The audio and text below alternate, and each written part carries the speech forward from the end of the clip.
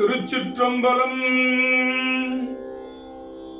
தென்னாடுடைய சிவனே போற்றி, எந்நாட்டவர்க்கும் இறைவா போற்றி. கைத்தல நிறைகனி அப்பமுடவல் போரே கப்பிய கரிமுகன் அடிபணி கற்றிடும் அடியவர் புத்தியில் உரைபவர் கற்பகம் என வினை கடிதேகும் மத்தமும் மதியமும் வைத்திடும் மரன் மகன் மற்பொரு திரள் புய மதயானை மத்தள வயிரனை உத்தமி புதல்வனை மட்டவிழ் மலர்கோடு பணிவேனே முத்தமிழ் அடைவினை முற்படுகிரிதனில் முற்பட எழுதிய முதல்வோனே முப்புறம் எரி செய்த அச்சிவ உரை ரதம் அச்சது பொடி செய்த அதிதீரா அத்துயரது கொடு சுப்பிரமணி படும் அப்புன மதனிடை இபமாகி அக்குற மகளோடும் அச்சிறு முருகனை அக்கண மணமருள் பெருமாளே.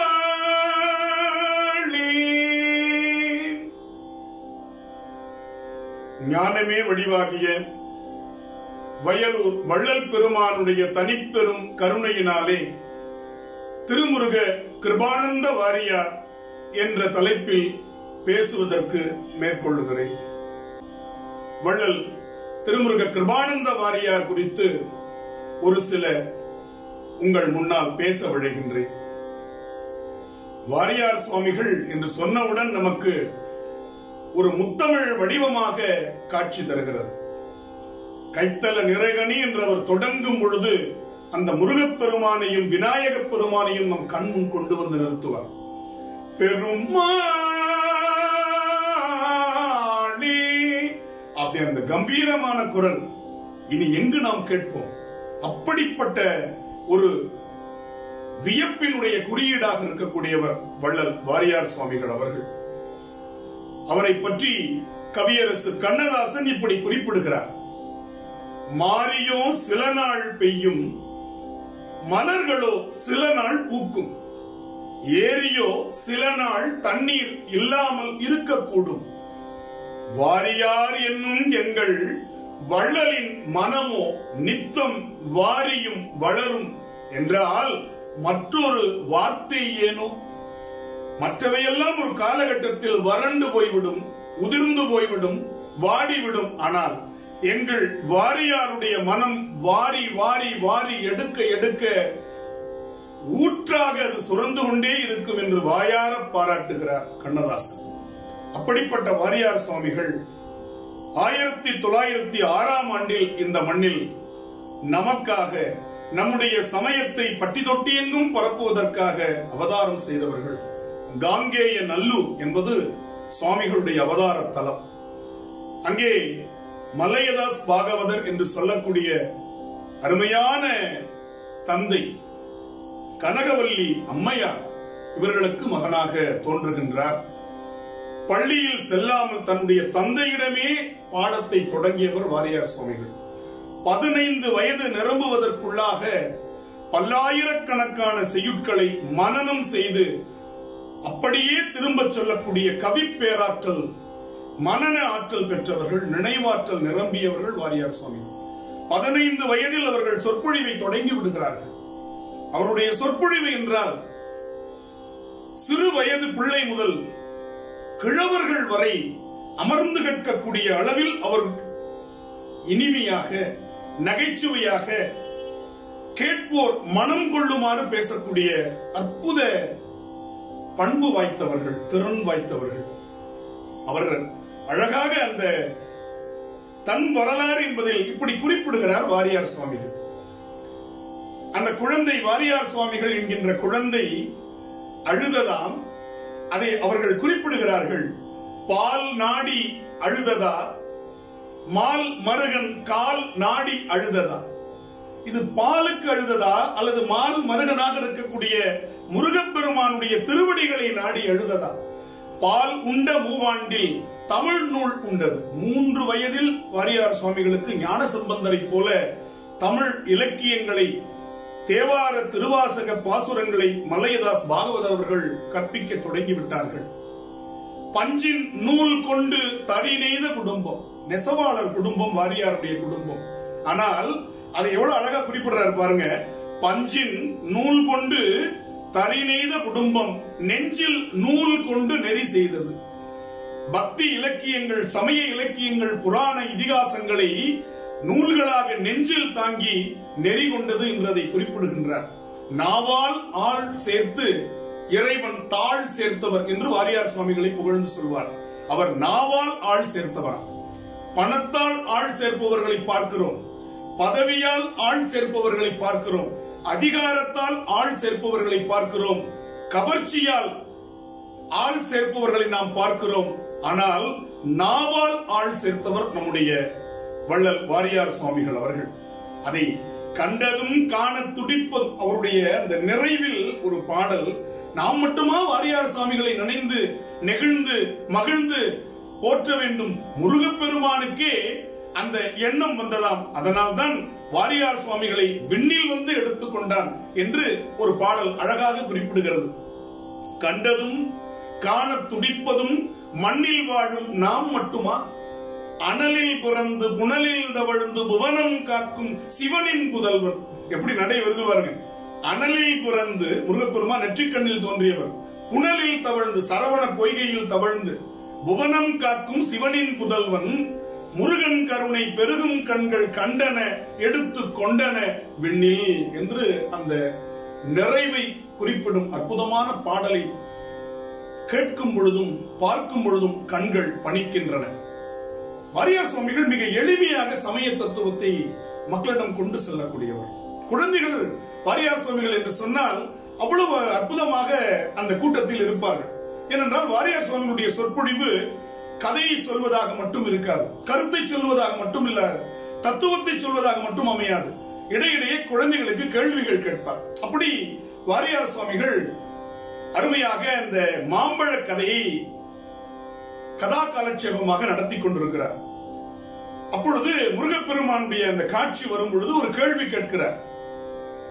குழந்தைகள் பதில் சொல்ல வேண்டும், பெரியவர்கள் சொல்லக்கூடாது என்று சொல்லிட்டு ஒரு கேள்வியை கேட்கிறார். முருகப்பெருமானுடைய தந்தை யார் அப்படின்னு கேட்கிறார். உடனே கூட்டத்தில் ஒரு குழந்தை எந்திரிச்சது, சிவாஜி அப்படின்ட்டான். கூட்டமே கொல்லுன்னு சிரிச்சது. ஏன்னா அந்த பையன் முதல் நாள் தான் திருவிளையாடல் படம் பார்த்துட்டு வந்திருக்கிறான். அதுல முருகப்பெருமானுடைய தந்தையாராக வரக்கூடியவர் நடிகர் சிவாஜி கணேசன். உடனே எல்லாரும் சிரிச்ச உடனே வாரியாரும் அதை புரிந்து கொண்டார்.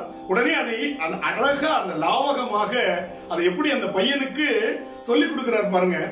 அவன் சொன்னதில் என்ன தவறு இருக்கிறது அப்படின்னார். மக்கள் அப்படி எந்திரிச்சு பார்த்தாங்க, என்ன சாமி அப்படிங்கிற மாதிரி. இப்ப நேரு அப்படின்னு சொன்னா அவரை மரியாதையா சொல்லணும்னா என்ன சொல்லுவோம்? நேருஜி அப்படின்னு சொல்லுவோம். காந்தியடிகளை மரியாதையா சொல்றதுக்கு என்ன சொல்லுவோம்?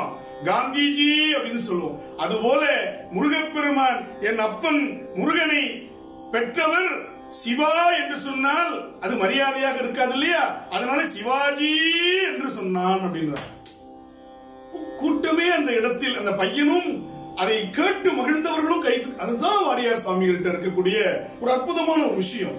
வாரியார் சுவாமிகளை அமர வைத்து மிகப்பெரிய நம்முடைய சொல்லின் செல்வர் நாவுக்கரசர் என்று அழைக்கக்கூடிய சத்தியசீலனார், அருமையாக உரை எழுதக்கூடிய நம்முடைய பேரறிஞர் பட்டிமன்ற பேச்சாளர் அறிவொளி இவர்களெல்லாம் அமர்ந்து வாரியார் சுவாமிகளிடம் அடுக்கடுக்காக கேள்விகளை கேட்கிறார்கள். சளைக்காமல் பதில் சொல்கிறார். அப்பொழுது அறிவொளி அவர்கள் கேட்கிறார், சாமி எல்லா இடத்திலும் சாமி இருக்கிறாருன்னு சொல்றீங்க, ஆனா ஏன் சாமி அதுக்கு கோவில் கட்டணும்? எங்க வேணாலும் கும்பிட்டுக்கலாமே அப்படின்னு. கேள்வி 2 வரி, ஆனா பதில் ஒரே வரி. பசு உடம்பு முழுக்க பால் இருக்கு, ஆனா மடியில தானே கறக்க முடியும், கொம்புல கறந்தா வருமா? அவ்வளவுதான், பதில் முடிஞ்சு போச்சு. பசுவுக்கு உடம்பு முழுக்க பால் நிறைந்திருக்கு, ரத்தம் தான் பால் ஆகிறது, ஆனால் கொம்புல கறந்தா வருமா பால்? மடியில தானே கறக்கணும். அதுபோல பெருமானுக்கு கோவில். அடுத்து சொல்றாரு பாருங்க, கருவறை என்பது என்ன? எல்லா இடத்துலயும் சிலைகள் இருக்கு. கருவறையில் இருக்கிற மூர்த்தத்துக்கு மட்டும் ஏன் இவ்வளவு சிறப்பு? எல்லா இடத்திலும் சூரிய வெளிச்சம் பரவி இருக்கிறது, எல்லா இடமும் பற்றி எரிவதில்லை. ஆனால் அந்த சூரிய வெளிச்சத்தை சூரியகாந்த கண்ணாடி மூலமாக ஒரு இடத்தில் குவித்தால் அந்த பஞ்சு எரிகிறது. அதுபோல பெருமானுடைய அருளை ஓரிடத்தில் குவிக்கின்ற இடம் கருவறை. அடுத்து கேக்குறாங்க, சத்தியசீலனார் கேட்கிறார், சாமி எத்தனையோ இருக்கும்போது ஏன் கல்லுல சிலை செய்யறோம் அப்படின்னு கேட்கிறார். கல்லை உளி உண்டு செதுக்கும் பொழுது அதில் நெருப்பு வருகிறது. சொற்றுணை வேதியன் சோதி வானவன் இறைவன் நெருப்பு வடிவம். எனவே எந்த பொருளில் செதுக்கினால் நெருப்பு உண்டாகுமோ நெருப்பை கொண்டிருக்கிற பொருளால் பெருமானுக்கு சிலை சமைத்தார்கள். அடுத்து சொன்னார் பாருங்க, அதுதான் ரொம்ப முக்கியம். உற்சவர்களை ஏன் செப்பு சிலையில் கொண்டு வருகிறோம் அப்படிங்கிறதுக்கு சொல்றாரு, மின்சாரம் இருக்கு, அந்த மின்சாரத்தை பல இடங்களுக்கு கொண்டு போய் சேர்க்கணும்னா செப்பு கம்பியில தானே கொடுக்க முடியும். எனவே மூலவர் என்கின்ற அந்த மின்சாரத்தினுடைய அருளை செப்பு சிலைகள் என்கின்ற கம்பியின் மூலமாக உலக மக்கள் அனைவரும் பார்ப்பதற்காக திரு உலா காட்சிக்கு கொண்டு செல்வதற்காக செப்பு திருமேனிகளை படைத்தார். எவ்வளவு அறிவியல் பூர்வமான விளக்கம் பாருங்க. அதுதான் வாரியார் சாமிகிட்ட நமக்கு தெரிஞ்சுக்க வேண்டிய ஒரு விஷயம். சொல்லுவார் அடிக்கடி, இறப்பது வியப்பு அல்ல, இருப்பது வியப்பு அப்படின்னு. செத்து போறது ஒரு பெரிய வியப்பு இல்லப்பா, வாழ்ந்து காட்டுறதுதான் வியப்பு. அப்படி சொல்லி தற்கொலைக்கு முயற்சி செய்தவர்கள் எண்ணியவர்களை கூட சரியான பாதைக்கு திருப்பியவர் வாரியார் சாமிகள். அழகா சொல்லுவார், பெண்கள்லாம் வந்து உட்கார்ந்துருப்பாங்க, திடீர்னு சொல்லுவார், அன்னாசி பழத்துல மோர் குழம்பு செஞ்சு சாப்பிட்டிருக்கீங்களான்னு. எல்லாம் நிமிர்ந்து உட்கார்ந்துரும். அப்பதான் அவரு கந்தபுராண தத்துவம் பேசிட்டு இருப்பார். திடீர்னு அன்னாசி பழம் மோர் குழம்பு, ஆப்பிள் பஜ்ஜி சாப்பிட்டிருக்கீங்களா, பாவக்காய் பிட்லா சாப்பிட்டிருப்பீங்க, எல்லாம் சொல்லுவார். ஏன்னா மிகச்சிறந்த நலபாக சக்கரவர்த்தி வாரியார் சாமிகள். பல நேரங்களில் அவர் நிம்மதியாக அமைதியாக இருக்கும் பொழுது சமையற்கட்டில் புகுந்து சமைக்க தொடங்கி வருவார் என்பது அவரோடு நெருங்கி பழகியவர்கள் அனைவருக்கும் தெரியும். அவ்வளவு ருசியா இருக்கும் அவருடைய சமையல். ஏன்னா நல்ல ருசிக்க சாப்பிடுறவனுக்கு நல்ல ருசியா சமைக்கவும் தெரியணும்னு வாரியார் சாமி சொல்லுவார். எவ்வளவு பெரிய ஒரு எளிவந்த தன்மை பாருங்க. வாரியார் சாமிகள் எல்லாருடைய பேச்சையும் கேட்கக்கூடிய ஒரு பெருந்தகையாளர். அவர் பேசும் பொழுது எல்லாரும் கேட்கிற மாதிரி மற்றவர்கள் பேசுறது அமைதியா கேட்பார். இன்னொன்னு பாருங்க, அவர்கிட்ட ஒரு குணம். இப்ப நாம ஒரு கூட்டத்துக்கு போறோம், நம்மள மிக சாதாரணமானவர்கள். ஒரு மாலையோ ஒரு பொன்னாடையோ நமக்கு பொறுத்தனா அடுத்த நிமிஷம் அதை நம்ம எடுத்து கழட்டி கொடுத்துருவோம். ஒரு நிமிஷம் கூட நம்முடைய தோல்ல அதை சுமக்க மாட்டோம். ஆனால் வாரியார் சுவாமிகளுக்கு மலர் மாலை அவர்கள் அணிவித்தால் அந்த சொற்பொழிவு 2.5 மணி நேரம் 3 மணி நேரம் நிறைவடையும் வரை அவருடைய கழுத்தில் அந்த மலர் மாலை அலங்கரித்துக் கொண்டிருக்கும். அப்ப அவர் சொல்லுவார், இந்த மலர் மாலை எவ்வளவு அன்பா நமக்கு போட்டிருக்கிறாங்க, இதை கட்டினவங்க எத்தனை மணி நேரம் இதற்கு உழைப்பை செலுத்தி கட்டியிருப்பாங்க, அந்த நேரமாவது நாம் அணிந்து கொள்ளக்கூடாதா? அந்த மனித நேயம், அந்த தொழிலாளியை நினைச்சு பார்க்கிறார். ஒவ்வொரு மலராக எடுத்து அடுத்து தொடுத்து அவன் விற்பனை செய்கிறான், நம்ம விலை கொடுத்து வாங்கிடுறோம். அந்த உழைப்பு ஒரு நிமிடத்துல தூக்கி அதை நாற்காலிக்கு போறதுல என்ன இருக்கு? இப்படி கேட்டவர் வாரியார் சாமிகள். அவருடைய அத்தனை சொற்பொழிவுகளையும் பார்த்தீங்கன்னா இந்த உண்மை நமக்கு புரியும். கடுத்துல அந்த மலர் மாலை இருந்து கொண்டே இருக்கும். அவ்வளவு அந்த மதிப்பளிக்க கூடியவர். அவர் மாற்று சிந்தனைக்காரர்களை கூட தன் பயம் திருப்பியவர். ரொம்ப அழகா ஒரு முறை அவரு திருப்பரங்குன்றத்துல சஷ்டி சொற்பொழிவு நடந்து கொண்டிருக்கிறது. அப்ப ஒரு சர்ச்சை வருகிறது, நடந்த விஷயம். இப்பொழுது வாரியார் சாமி கிட்ட ஒருத்தர் சொல்றார், சுவாமி இந்த திருப்பரங்குன்றம் மலையை சிக்கந்தர் பாட்ஷா மலை என்று மாற்றுவதற்கு முயற்சி செய்து கொண்டிருக்கிறார்கள் சுவாமி. எனவே இதை மாற்று சமயத்தவர்கள் இந்த மலையை உரிமை கொண்டாடுகிறார்கள் சுவாமி. இதை நீங்க தான் இந்த சொற்பொழிவுல சொல்லி எப்படியாவது இதை சரி பண்ணணும் சுவாமி அப்படின்னு தாழ்வணிந்து கேட்கிறார்கள். வாரியார் சாமிகள் அதை அமைதியா கேட்டுக்கிட்டு சொற்பொழிவுல சொல்றார். அப்ப அந்த மாற்று சமயத்தவர்கள் எல்லாம் வாரியார் சொற்பொழிவை அந்த இலக்கிய சுவைக்காக கேட்டுக் கொண்டிருக்கிறார்கள். அப்ப சொன்ன வாரியார் சாமி, சிக்கந்தர் மலை என்று திருப்பரங்குன்றத்தை அழைப்பது பொருத்தம். தூக்கி வாரி போட்டுச்சு சொன்னவங்களுக்கெல்லாம்.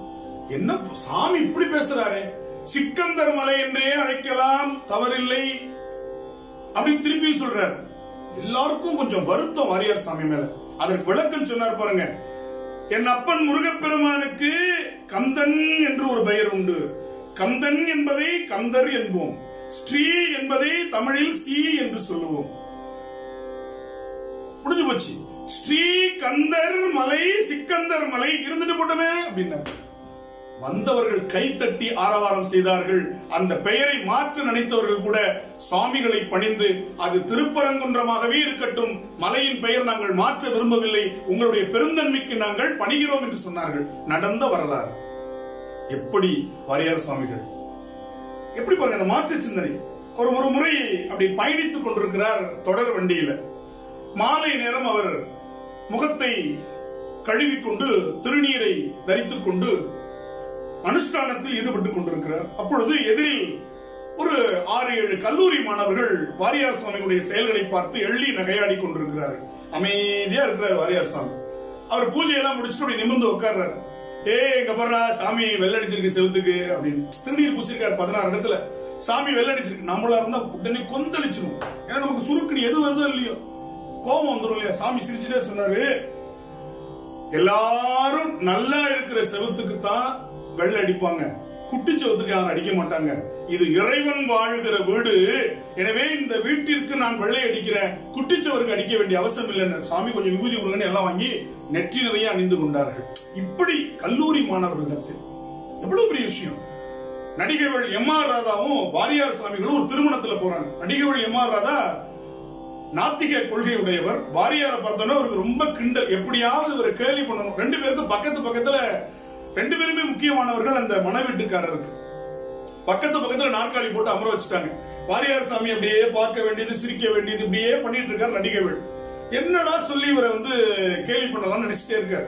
அப்ப அந்த நேரத்துல சாமி உங்களுடைய தெய்வம் என்ன சாமி அப்படின்னாரு நடிகைகள்.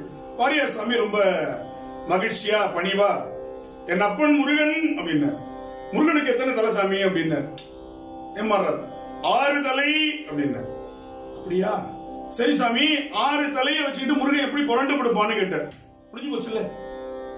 முருகன் படுக்கும் பொழுது 6 தலையை வச்சுட்டு எப்படி சாமி புரண்டு படுப்பான். பக்கத்துல இருந்தவங்க சிரிச்சுட்டாங்க. வாரியார் கூட வந்தவங்களுக்கு எல்லாம் ரொம்ப கோவம். என்னடா இப்படி இவ்வளவு பேரும் மத்திய. வாரியார் சிரிச்சுக்கிட்டே சொன்னாரு, அமைதியா. அங்கே குறுக்கோ நடுக்கவும் அந்த பெண்ணை பெற்றவர் பதட்டத்தோடு நடந்து கொண்டே இருந்தார். கூப்பிட்டார், ஒரு நிமிஷம் சண்முகம் அங்க வாங்க அப்படின்னாரு.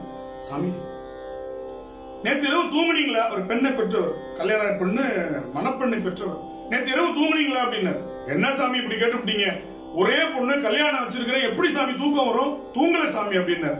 நடிகை வேலை பார்த்து சொன்னார், ஒரு பெண்ணை பெற்றவரே இரவு தூங்கல அப்படின்னா இத்தனை மக்களை பெற்ற எங்க அப்பா முருகனுக்கு எப்படியா தூக்கம் வரும்? அவன் தூங்கவே மாட்டான் அப்படின்னாரு. நடிகைகள் வணங்கி, சாமியை விட்டுருங்க, இதுக்கு மேல உங்களை நான் கேட்க விரும்பல. இந்த உலகத்தையே படைத்து காத்து அருளுகின்ற முருகப்பெருமான் எப்படியா தூங்குவான்? கேட்கிறிய கேள்வி அப்படிங்கிற மாதிரி அந்த கேள்வியிலேயே அந்த விஷயத்தை சொல்றது. ஒருத்தர் அதே மாதிரி நம்முடைய அறிவொளி கேட்கிறார். சாமி, அருமையா நம்முடைய திருக்கோவில்கள்ல எல்லா தெய்வங்களும் இருக்கு சாமி. துர்க்கை இருக்குது, தட்சிணாமூர்த்தி இருக்குது. அறிவொளி இப்படிதான் கேட்பார். திருமால் இருக்குது, சிவன் கோவில்ல திருமால் இருக்குது, ஆனா திருமால் கோவில்ல ஏன் சாமி சிவன் இல்ல அப்படின்னா ஒரே வார்த்தை தான், அண்டாவுக்குள்ள குண்டான வைக்கலாம், குண்டானுக்குள்ள அண்டா வைக்க முடியாதுன்னு முடிஞ்சு போச்சு. சிவபெருமான் அண்டாவை போன்றவர், அதுக்குள்ள எல்லா சாமியும் கொண்டு வைக்கலாம், அதனால சிவன் கோவில் எல்லாம் இருக்குதான். இப்படி சாதுரியமாக பதில் சொல்லக்கூடியவர். அதுபோல சொல்றாரு, சாமி இந்த மக்கள் சேவை மகேசன் சேவைங்கிறாங்க, எப்படி சாமி மக்கள்கிட்ட கொடுத்தா சாமி எப்படி போகும்? கேள்வி கேட்கிறாங்க. உடனே அவர் அதற்கு நேரடியா பதில் சொல்லல, ரொம்ப அழகா சொன்னார். அதாவது திருமந்திரம் நடத்தி கொண்டிருக்கிறார். நடமாடும் கோயில் நம்பர்க்கு ஒன்றியில், படமாடும் கோயில் பகவர்க்கு அங்கு ஆகா. நடமாடும் கோவில் நம்பர்க்கு ஒன்றியில், படமாட கோயில் பகவர்க்கு அதாமே சொல்லிட்டார். இதற்கு கேள்வி வருது. அதற்கு சொல்றார் பாருங்க, நம்ம வீட்டுக்கு பக்கத்துல தெருவில் இருக்கிற தபால் பொட்டியில போடுற தபால் தலைமை அஞ்சலகத்திற்கு போகும், ஆனா தலைமை அஞ்சலகத்துல போட்ட தபால் நம்ம வீட்டுக்கு வருமா? அது மாதிரி நடமாடும் கோயிலாகிய அடியார்களுக்கு செஞ்சுட்டா தலைமை அஞ்சலகமா இருக்கிற சுவாமிக்கு போயிடும், அங்கேயே செஞ்சீங்கன்னா அடியாருக்கு வராது. இந்த மாதிரி விளக்கம் உலகத்துல யாரும் கொடுத்தது?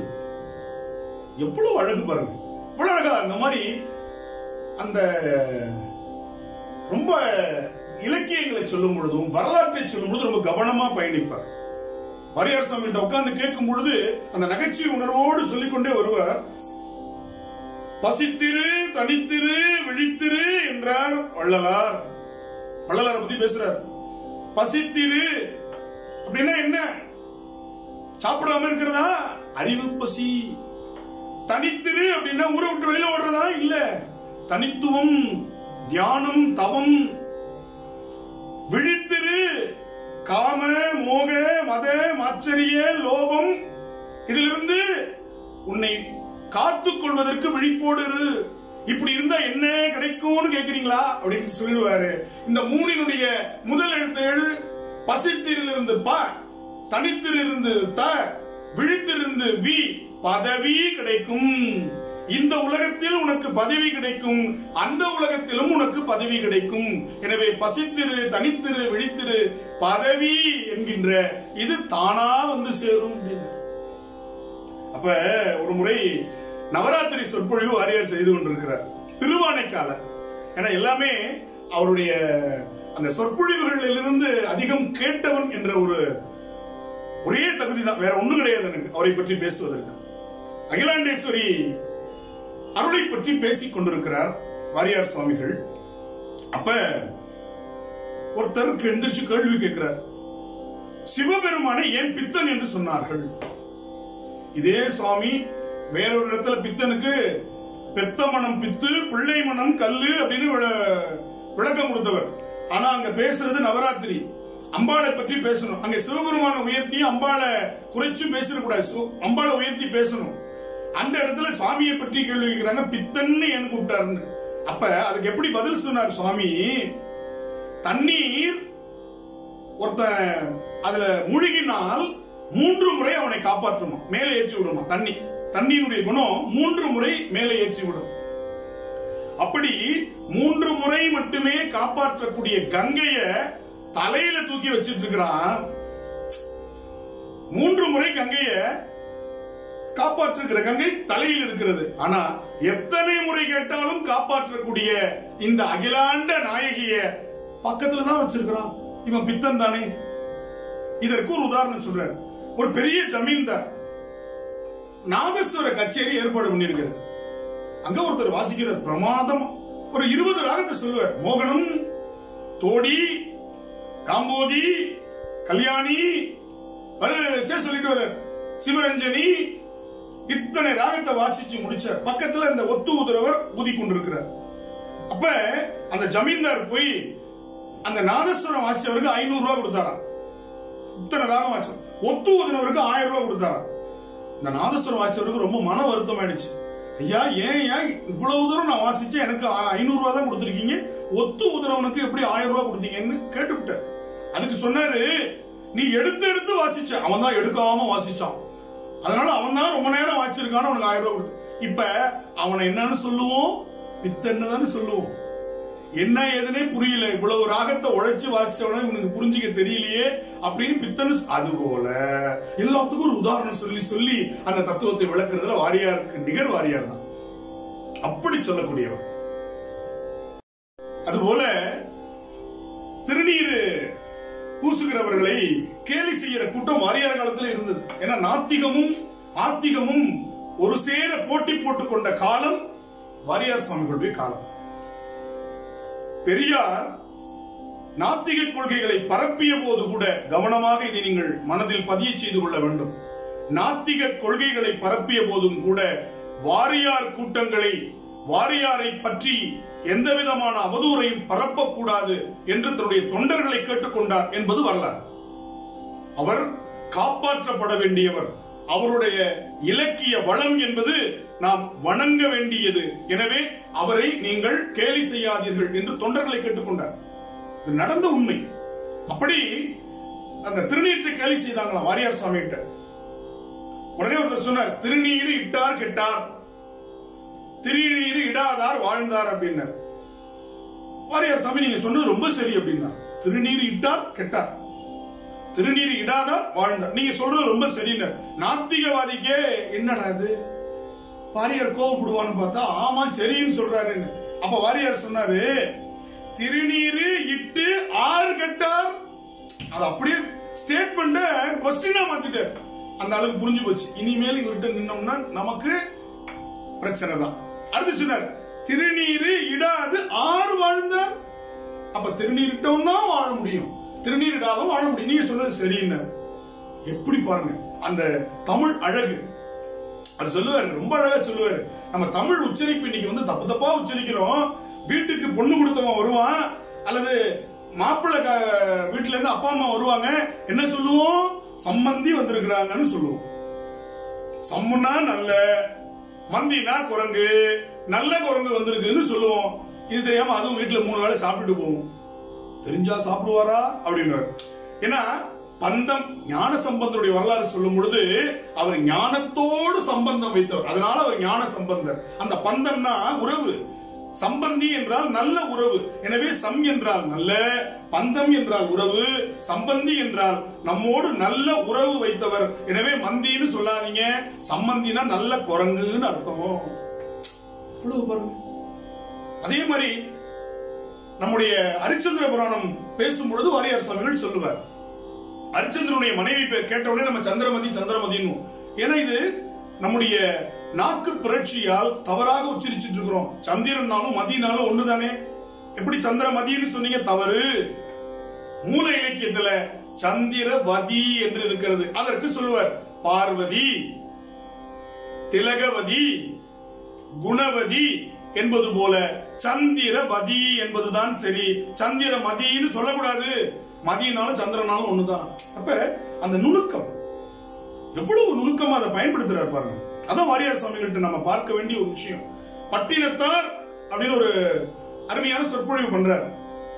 பட்டினத்து அடிகள் என்று சொன்ன பொழுது அவர் மட்டும்தான் பட்டினத்தார், மற்ற சித்தர்கள் எல்லாம் கிராமத்தார் என்பது சொல்லாமலே விளங்கும். இதுக்கு தத்துவத்தை கொண்டு போவார். அங்க தத்துவவாதிகள் உட்கார்ந்து இருப்பாங்க, அவங்களுக்கு தீனி போடுவார். என்ன சொல்வாரு? இதுக்கு அருத்தாபத்தி நியாயம். ஒன்றை சொல்லி ஒன்றை விட்டால் மற்றொன்று தானாக விளங்கும். இந்த நியாயத்துக்கு என்ன பேரு? அருத்தாபத்தி நியாயம் அப்படின்னு சொல்லிட்டு அதற்கு ஒரு கதை சொல்லுவார். பட்டினத்தார்னு சொல்லிட்டா மீதி எல்லாரும் கிராமத்தார்னு அர்த்தம். மத்த எல்லா சித்தரும் கிராமத்துல தோன்றவங்க. அவர் மட்டும்தான் காவிரி பூம்பட்டினத்தில் தோன்றியவர், அதனால் ஒரு பட்டினத்தடிகள். இதற்கு ராமாயணத்திலிருந்து ஒரு கதையை கொண்டு வராருங்க. அகத்தியரும் ராமரும் சந்தித்துக் கொண்ட இடம் வருது. அகத்தியர் குள்ளம், ராமன் நெடிய தோற்றம், அதனாலதான் அவனுக்கு நெடியவன் என்றே பேர், நெடியோன்னு பேரு. இப்ப அகத்தியர குள்ளம்னு சொன்னோம்னா அவர் மிகப்பெரிய ஆளு, தமிழ் முனி. அவருக்குள்ளம்னு சொல்ல முடியாது. ராமனை உயரம்னு சொன்னா அகத்தியர் குள்ளம்னு ஆயிடும். இப்ப உண்மையும் சொல்லணும், அது அகத்தியருக்கு இழுக்காவும் போயிடக்கூடாது, பெருமைப்படுத்துறதா இருக்கணும். எப்படி இந்த காட்சியை சொல்றாரு பாருங்க. நின்ற பெருந்தகையை, யாரு? அகத்தியர். நின்ற பெருந்தகையை நெடியோன் வணங்கினான்னு சொல்லிட்டார். அகத்தியருக்கு பக்கத்துல ராமன் நின்னு தன் உயரத்தை காட்டலையா, தாழ்ந்து பணிந்து வணங்கிட்டான் அகத்தியர். எவ்வளவு இந்த நுணுக்கம் அருத்தாபத்தி. அப்ப நெடியோன் என்றதால் அங்க அகத்தியர் உயரமா குள்ளமான்னு கம்பர் சொல்லல. இவனை நெடியோன், ராகவன்னு சொல்லலாம், ராமன்னு சொல்லலாம், சுருதி நாயகன்னு சொல்லலாம், எத்தனையோ பேர் இருக்கு. ஆனா அந்த இடத்துல ஏன் நெடியோன்னு போட்டாரு? அகத்தியர் குள்ளம்ங்கிறத நம்ம புரிஞ்சுக்கணும். இதுக்கு பேர் அருத்தாபத்தி நியாயம். எங்கிருந்து எங்க பாருங்க.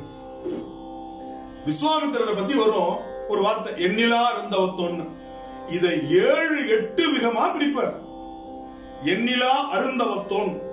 அப்ப எண்ண முடியாத, யாராலும் செய்ய முடியாத தவம் செய்தவன் விஸ்வாமித்திரர். எண்ணில் ஆ வரும் தவத்தோன். காமதேனுவை வரவழைப்பதற்காக, ஆனா பசு, இந்த இடத்துல காமதேனு, காமதேனுக்காக தவம் செய்தவன். எண்ணிலா வருந்தவத்தோன், தன்னை வருத்தி தவம் செய்தவன். அடுத்து பாருங்க, எண்ணிலா ஆவ, ஆ என்றால் இந்த இடத்துல பசுன்னு ஒரு அர்த்தம். ஆக்கத்திற்காக, மகிழ்ச்சிக்காக, உலக நன்மைக்காக தவம் செய்ய. எத்தனையோ பேர் தவம் செய்யறாங்க, அதெல்லாம் மற்றவர்களை அழிப்பதற்காக.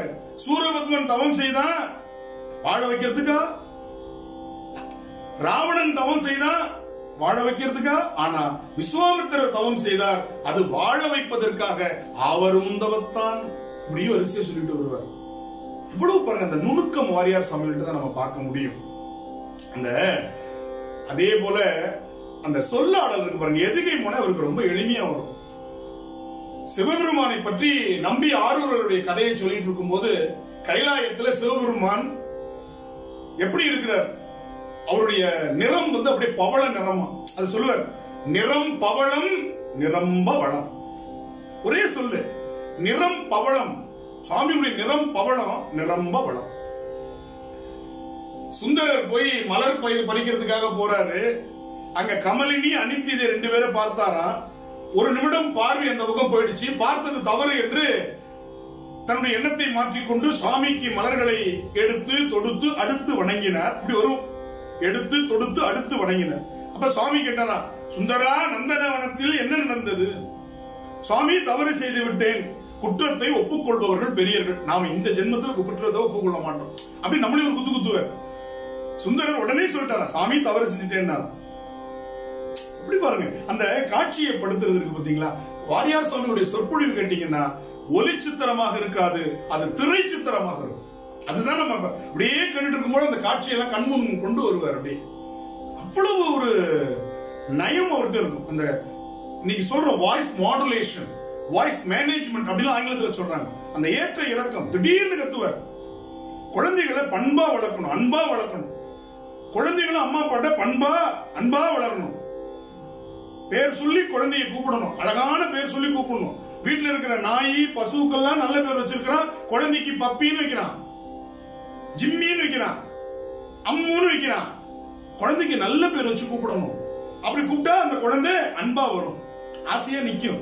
அப்படி சொல்லிட்டு ஒரு வார்த்தை சொல்லுவாரு, குழந்தைய கூப்பிடுறோம். எப்படி கேசவா அப்படின்னா வரே அப்படின்னு கத்தக்கூடாது, வரமா அப்படின்னு சொல்லணும். வரமா வந்த குழந்தை அப்படி வரமான்னு சொல்லணும் அப்படின்னு. அதுலயும் பாருங்க, வரமா வந்த குழந்தையா, அதனால வரமான்னு சொல்லணும், கத்தக்கூடாது அப்படின்னு குழந்தைங்களுக்கு அறிவுரை சொல்லுவார். குழந்தைகள் எப்படி இருக்கணும்? ஞான சம்பந்தரை போல இருக்கணும், மங்கையர்க்கரசியாரை போல இருக்கணும், திலகவதியாரை போல இருக்கணும் அப்படின்னு அந்த கதைகளோடு இணைத்து பிணைத்து சொல்லக்கூடியதுல வாரியார் ரொம்ப வல்லவர். அவருக்கு இருக்கிற அந்த நகைச்சுவைக்கு அளவே கிடையாது. ஒரு முறை லண்டன்ல வாரியார் சுவாமிகளை மூட்டு வலி அதிகமாக அவருக்கு ஏற்பட்ட பொழுது சேர்த்திருக்கிறாங்க. அப்ப அவருக்கு மருத்துவம் பார்த்து கொண்டிருக்கிறார்கள். ஒரு புதிய மருத்துவர் அங்க வராரு, வாரியார் சுவாமிகளை பார்க்கறதுக்கு வராரு. பார்த்த உடனே வாரியார் சுவாமிகிட்ட அந்த புதிய மருத்துவரை அறிமுகப்படுத்துறாரு. சாமி, இவரு அல்லோபதி மட்டும், அல்லோபதினா ஆங்கில மருத்துவம், ஹோமியோபதி தெரியும், நேச்சுரோபதி தெரியும், இப்படி பல மருத்துவங்கள் தெரிஞ்சவர். வாரியார் சுவாமி சொன்னாரு, அல்லோபதி தெரியும், நேச்சுரோபதி தெரியும், ஹோமியோபதி தெரியும், சிம்பதி தெரியுமான்னு கேட்டார். ஒரு மருத்துவருக்கு தேவை அல்லோபதி, ஹோமியோபதி, நேச்சுரோபதி மட்டும் இல்ல, சிம்பதி அப்படின்னாரு. அந்த இடத்துல அப்படி அந்த மருத்துவர் சிரிச்சு தன்னுடைய கண்களில் இருந்து அப்படியே கண்ணீர், ஆனந்த கண்ணீர் வந்துருச்சான். அப்படி சிரிச்சாரா. சிம்பதி தெரியுமான்னு கேட்டார் வாரியார். அது மாதிரி ஒருத்தர் மளிகை கடை திறந்தார். அப்ப சாமிகிட்ட போய் கேட்கிற, சாமி நான் நாளைக்கு மளிகை கடை திறக்க போறேன், உங்களால வர முடியாது, இருந்தாலும் என் மளிகை கடையில நல்ல படம், என்ன படம் வைக்கலாம்? முருகரை வச்சிடலாமா, சிவபெருமான வச்சிடலாமா, இல்ல வெங்கடேச பெருமாளை வைக்கலாமா, லட்சுமி தேவி வைக்கலாமா, என்ன படம் வைக்கணும் அப்படின்னு சாமி ரொம்ப எளிமையா சொன்னார். என்ன படம்னா வை, கலப்படம் மட்டும் வைக்காதுன்னு. அவ்வளவுதான், முடிஞ்சு போச்சு. மளிகை கடை இல்லையா, நீ எந்த படத்தை வேணாலும் வை, ஆனா கலப்படத்தை மட்டும் வைக்காது அப்படின்னு சொல்லி அவரை அப்படியே மகிழ்ச்சியும் சொல்லி அந்த இடத்துல அவருக்கு ஒரு ஆலோசனையும் ஒரு அறிவுரையும் சொல்லி அனுப்புறதுல வாரியார் சாமிக்கு நிகர் வேற யாரும் கிடையாது. ரொம்ப எளிமையா போயிட்டு இருக்கும். சூரபத்மன் அழியவில்லை அப்படின்னு சொல்லிட்டு சொல்லுவாரு. சேவலும் மயிலுமா மடை மாற்றம் செஞ்சான், கொடியவன் அடியவனானான் அப்படின்னு. கொடியவன் அடியவனானான். பயத்தோடு வணங்கியவர்கள் எல்லாம் பக்தியோடு வணங்க ஆரம்பிச்சாங்க. யார? சூரபத்மனை அப்படின்னு சொல்லி அழகா அதை கொண்டு போவார்.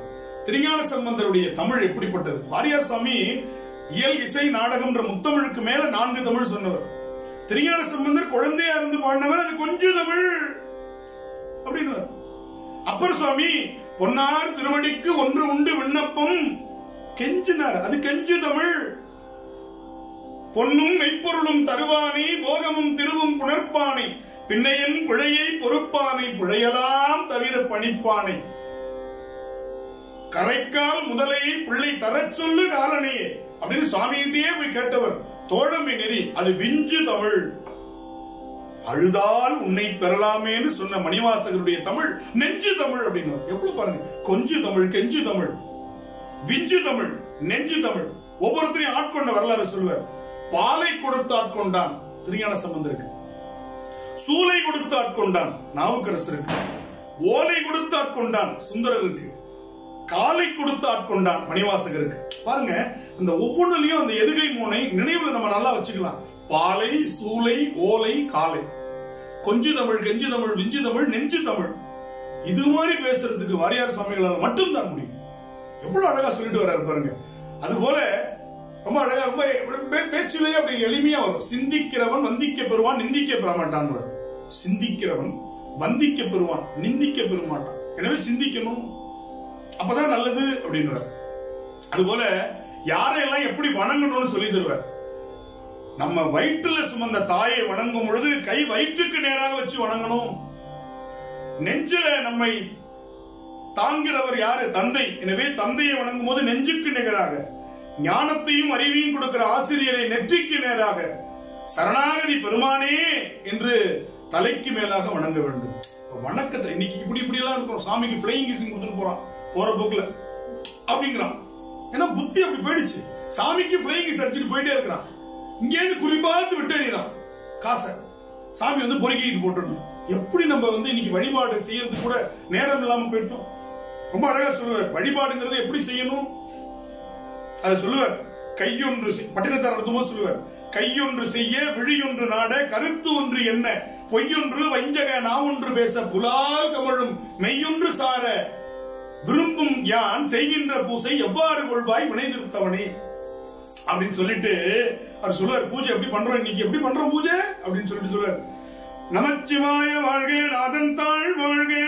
வெளியில யாரும் வந்திருக்கான் பாரு, கதவை சாத்து. இமைப்பொழுதும் என் நெஞ்சில் நீங்காதான் தாழ் வாழ்க. வேர்க்குது இல்ல, விசிறலாம்ல, சும்மா நின்றுட்டு இருக்கிற. கோகழி ஆண்டே குரு மனிதன் தாழ் வாழ்க. அந்த புள்ள முடியாது பாரு, ஏதோ தட்டி விட்டுற போது. ஆகமம் ஆகி நின்று அன்னிப்பான் தாழ் வாழ்க. இன்னைக்கு என்ன குழம்புல தான் போட்டிருக்க, இதே போடு. வாயு பிரச்சனை இருக்குன்னு சொன்னா கேட்க மாட்டீங்க, இதே செஞ்சிட்டு இருக்கிறேன். ஏகன் அநேகன் இறைவன் அடிவாழ்க. பிச்சைக்காரன் வந்திருக்கான் பாரு, நாயத்தோடு. இப்படி பூஜை பண்ணிட்டு இருக்கிறோம். நான் இதுக்கு சொல்லுவேன், 1 மணி நேரம் பூஜை பண்றேன் அப்படின்னு சொல்றான். இதுக்கு இந்த பூஜை எதுக்கு, இது எதுக்குங்கிறேன் அப்படின்னு. சரண கமலாலயத்தை அரை நிமிஷ நேரமட்டில் தவமுறை தியானம் வைக்க அருளாத அறியாத அருணகிரிநாதரை பேசும்போது வாரியார் சாமிக்கு இங்கிருந்துதான் இந்த இது வரும். திருமுருக என்ற அடையாளம் பெற்றவர்ல திருப்புகழ் அமிர்தம் என்ற இதழை 37 ஆண்டுகள் தொடர்ச்சியா நடத்தினவர் வாரியார் சாமி. ஒவ்வொன்றும் வரலாறுங்க. 37 வருஷம் இத்தனை பணிகளுக்கு இடையில சொல்லுவார். ஒவ்வொருத்தருக்கும் பிரம்மன் தலையில ஒவ்வொன்னு எழுதி வச்சிருக்கிறான். ஒருத்தனுக்கு என்ன எழுதியிருக்கிறான், உட்கார நேரம் இல்லைன்னு எழுதியிருப்பான். இன்னொருத்தனுக்கு எப்ப பார்த்தாலும் காசு காசுன்னு அலைன்னு எழுதியிருப்பான். என் தலையில பிரம்ம எழுதி வச்சிருக்கிறான், ஒரு நாளும் வீட்டு சாப்பாடு கிடையாதுன்னு அப்படின்னு சொல்லுவார். ஏன்னா காலையில் ஒரு சொற்பொழிவு, மதியம் வேற ஒரு இடத்துக்கு போய் அங்க ஒரு சொற்பொழிவு, இரவு ஒரு சொற்பொழிவு, அடுத்த நாள் இன்னொரு இடம், இப்படி உலகம் முழுக்க பவனி வந்தவர் வாரியார் சாமி. அதனால எனக்கு வீட்டு சாப்பாடு சாப்பிடக்கூடாதுன்னு என் தலையில எழுதி வச்சுட்டான் அப்படின்னு. அப்ப இந்த மாதிரி எளிமைப்படுத்தி சொல்றதுல வாரியார் சுவாமிகளுக்கு நிகர் அவர்தான். அதுபோல பொய், பாம்பன் சுவாமிகளை பத்தி பேசும்போது சொல்றார், பொய் வந்து எவ்வளவு பெரிய பாவம். ஒரு முறை பாம்பன் சுவாமிகள் நாளைக்கு நான் பழனி போலான்னு இருக்கிறேன் அப்படின்னு தன்னுடைய அடியவருக்கு சொன்னார். அப்ப அவர் கேட்டாரா, எல்லாத்தையும் சாமிகிட்ட முருகன்ட்ட உத்தரவாங்களே, பழனிக்கு வரதுக்கு உத்தரவாயிடுச்சான்னார். பாம்பன் சுவாமிகள் உத்தரவாயிடுச்சுன்னு சொல்லிட்டார். ஒரே ஒரு பொய். வாழ்க்கையில பாம்பன் சுவாமிகள் ஒரு பொய் தான் சொன்னார், உத்தரவாயிடுச்சு. அன்று இரவு முருகன் கனவுல வந்து, நான் உத்தரவு கொடுக்காத பொழுது உத்தரவு கொடுத்தேன் என்று சொல்லிட்டு, இந்த பொய்க்காக நான் உத்தரவு கொடுக்கிற வரை நீ பழனிக்கு வரக்கூடாது அப்படின்ட்டார். சமாதி ஆகின்ற வரை முருகப்பெருமானுடைய உத்தரவே அவருக்கு கிடைக்கல, பழனிக்கே அவர் போகல. அதனால பாம்பன் சுவாமியுடைய அந்த அவ்வளவு செய்யுள்ளையும் பொய்யை பற்றி அவ்வளவு சொல்ற. இந்த பொய் வந்து அவ்வளவு சாதாரண விஷயம் இல்ல. அதனால அதை சொல்லிட்டு சொல்றாரு, ஒரு பொய் சொன்னதுக்கே பாம்பன் சுவாமிகளுக்கு இப்படி கிடைச்சிருச்சு அப்படின்னு ஒருத்தர் கேட்டார். சாமி நான் அப்படின்னு, ஒரு பொய் சொன்னதுக்கே இப்படி கிடைச்சிருச்சு, நமக்கெல்லாம் சாமி தண்டனையே கொடுக்கல, நல்லா தானே சாமி இருக்கிறோம் அப்படின்னு. அதுக்கு ஒரு உதாரணம் சொல்றாரு. பாம்பன் பள்ளியில சேர்ந்த பிள்ளை தப்பு பண்ணாதானே ஆசிரியர் கண்டிக்க முடியும். பள்ளியில சேராத பிள்ளை எப்படி ஆசிரியர் கண்டிக்க முடியும்? எனவே அந்த முருகப்பெருமான் என்ற பள்ளியில் சேர்ந்தவர் பாம்பன் சுவாமிகள் தவறு செய்த போது ஆசிரியர் கேட்டார், தண்டித்தார். நாம் இன்னும் அந்த பள்ளியிலேயே சேரல, நமக்கெல்லாம் எப்ப சேர்க்க போறானோ தெரியல, அப்படி சொல்லக்கூடியவர். அதுபோல அவர் மிகச்சிறந்த கவிஞராக இருந்திருக்கிறார். அவர் வீணை வாசிக்கிறத வல்லவர். அவர் சங்கீத பூஷணம் பெற்றவர், மிக அருமையா பாடக்கூடியவர். அவர் ஒரு மெட்டு எடுத்துக்கொள், அந்த சகானா ராகம். வாரியார் சுவாமிகளுக்கு ரொம்ப எளிமையா வரக்கூடிய ராகம் சகானா ராகம். இப்ப நம்பியாரூரை கொண்டு வந்து நிறுத்திட்டாங்க நீதிமன்றத்துல. இந்த கிழவர் எனக்கு நம்பி ஆரூரர் அடிமை, ஆரூரன் அந்த ஆரூரனை பெற்ற அவருடைய தாத்தா ஒரு காலத்திலிருந்து எனக்கு அடிமைன்னு சொல்றார்.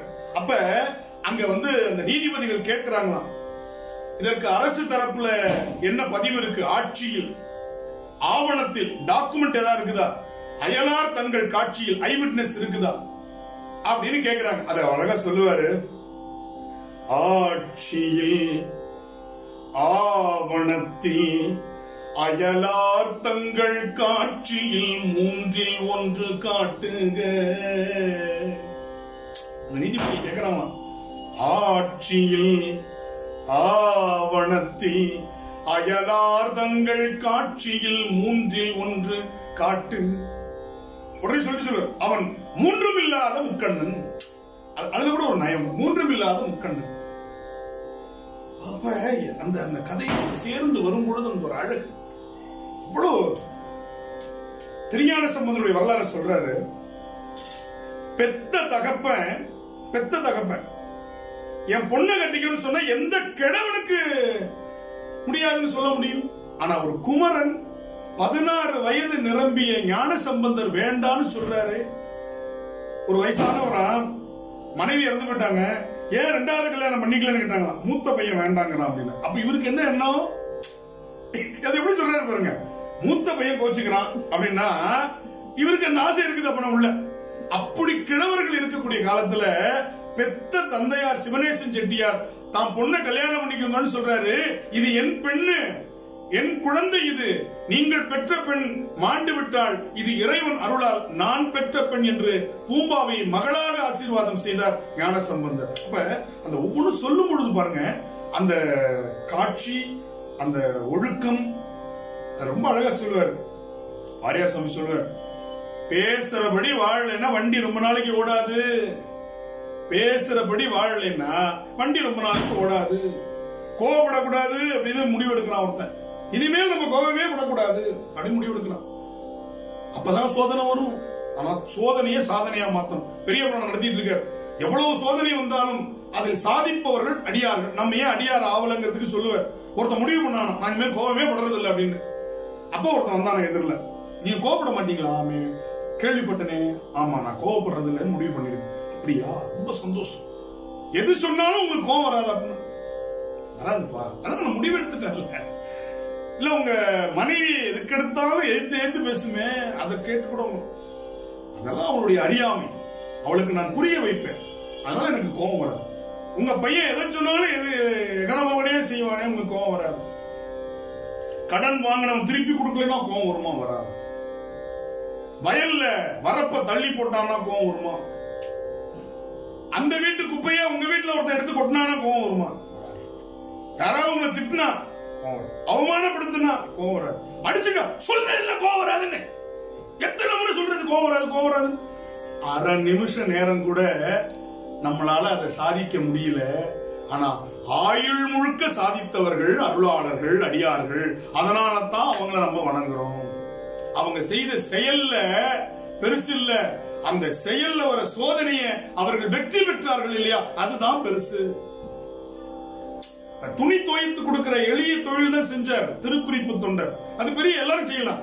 ஆனால் அடியார் துணியை இலவசமாக வெளுத்து கொடுத்ததன் பின்புதான் விலை கொடுத்து துணி துவைக்கக்கூடிய, கூலி பெற்று துணி துவைக்கக்கூடிய ஊரார் துணியை துவைக்க வேண்டும் என்ற கொள்கையில் கடைசி வரை அதில் அவருக்கு சோதனை வருகிறது. அதில் அவர் பாதிக்கப்படுகிறார். அதற்காக தன்னுடைய உயிரையே துறக்க துணிகிறார். யாரும் இதை செய்ய மாட்டாங்க, யாரும் இதை செய்ய மாட்டாங்க. அதை சொல்லுகிறார் வாரியார் சாமி. அப்ப அவர்கள் சாதனையாளர்கள், போதனையாளர்கள் அல்ல. இதையும் சொல்லுவார் வாரியார். அவங்க சாதனையாளர்கள், போதனையாளர்கள் சொல்லிக்கிட்டே இருப்பான், செய்ய மாட்டான். ஆனா அவங்க சாதனையாளர்கள்னு சொல்லுவார். முருக பக்தர்கள்லாம் வந்து திருச்செந்தூர்ல வாரியார் சாமியை சந்திக்கிறாங்க. சாமி, ஒரு அரசு விழால அப்பெல்லாம் இந்த திரையரங்குகள்ல அரசு விழாக்களில் கடைசியில பாடுறது மாதிரியே தேசிய கீதம் பாடுவாங்க. அந்த மெட்டு ரொம்ப நல்ல மெட்டு, வாரியார் சாமிக்கு ரொம்ப பிடிக்கும். அப்ப வாரியார் சாமி சொல்றாங்க, சாமி இந்த தேசிய கீதம் பாடுற மெட்டு ரொம்ப நல்லா இருக்கு சாமி, அந்த மெட்டுல நம்ம முருகனுக்கு ஒரு புகழ் மாலை சாமி பாடி கொடுக்கணும், காலையில வாங்க பாடிடலான்னு. இரவு சொன்னாங்க. அழகா ஜனகன மனகதி என்று சொல்லக்கூடிய தேசிய கீத மெட்டில் வாரியார் சுவாமிகள் அருமையாக ஒரு கவிதை பாடி தருகிறார். எப்படிப்பட்ட சந்தம்! இது மாதிரி வாரியார் சுவாமிகள் எழுதின கவிதைகள் ஆயிரம் ஆயிரம். யாராவது திருமண பத்திரிகையை கொடுத்து சுவாமியை ஆசீர்வாதம் பண்ணணும்னா அந்த மாப்பிள்ளை பெண் பெயர் வர்ற மாதிரி வெண்பா எழுதி கொடுப்பார். இப்படி லட்சக்கணக்கான வெண்பா எழுதியவர் நம்முடைய வாரியார் சுவாமிகள். சொற்பொழிவாளர் மட்டுமல்ல, மிகச்சிறந்த திறனாய்வாளர். வாரியார் சுவாமிகளுடைய திருப்புகழ் விரிவுரை, ராமாயணம், மகாபாரதம், கந்தபுராண விரிவுரை எல்லாம் படிக்க படிக்க கம்பன் கவிநயம் என்று கம்பராமாயணத்தை முழுமையாக படித்தால் நமக்கு என்ன கிடைக்குமோ அதை தாண்டிய ஒரு சொற்களஞ்சியம், பொருட்களஞ்சியமாக, அரும்பொருள் பெட்டகமாக கம்பன் கவிநயத்தை வாரியார் சுவாமிகள் ஏற்றுகிறார். அதெல்லாம் வந்து பொக்கிஷம். அப்படி அழகா அதுக்கு விரிவுரை எழுதுவர். அருகுநுனி அந்த திருப்புகழுக்கு வாரியார் சாமி 2 மணி நேரம் பொருள் சொல்றார். சாத திருப்பணி செம்மல் வயலூர் முருகன் கோவிலுடைய, அதுதான் வாரியார் சுவாமிகளுக்கு ஞானம் கிடைத்த இடம். அதனாலதான் வயலூர் வள்ளல் பெருமானுடைய தனிப்பெரும் கருணையினாலே என்று தொடங்குகிற வழக்கத்தை கொண்டு வருகிறார் வாரியார். ஏன்னா அவருக்கு ஞானம் கிடைத்தவர். 3 முறை குடமுழுக்கு செய்திருக்கிறார். அதே மாதிரி வள்ளிமலைக்கு படிக்கட்டுகள் கட்டி கொடுத்தவர் வாரியார் சாமிகள். இப்படி பல கோவில் திருப்பணிகள். அவர் கொடுத்த அந்த பணத்தை எல்லாம் முறையா செலவு செஞ்சவர் வாரியார் சாமி. அது மாதிரி கலைஞர்களை மதிக்கக்கூடியவர். ஒரு முறை ஒரு சமஸ்தானத்துக்கு வாரியார் சாமியை கூப்பிட்டுருக்கிறாங்க கச்சேரிக்கு, சொற்பொழிவுக்கு.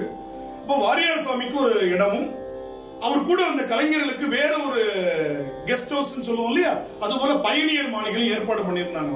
அப்ப வாரியார் சாமி சொன்னாரா, அவங்க என் கூடயே இருக்கிறவங்க என் கூடயே தங்க வச்சிடலாமேன்னு சொன்ன பொழுது வாரியார் சாமிகிட்ட அவங்க சொன்னாங்களா, இல்ல சுவாமி அங்க நல்ல வசதி பண்ணி வச்சிருக்கிறோம், அதனால அவங்களுக்கு ஒன்றும் கவலை இல்லைன்னு.